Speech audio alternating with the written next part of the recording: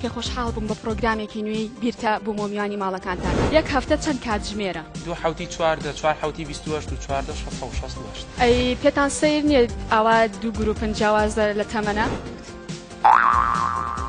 دەمزار مانەشتی وابینی ناڕاستە بە شێوەیەکی دابەشی ینی بەقەیەک خۆری بەرەکەوێت. ئێوە خۆتان کۆکەنەوە چونکە زۆر زیرە دیارن باشە. کام هەسارە بە پێچەوانەی هەسارەکانی ترە سوڕێتەوە؟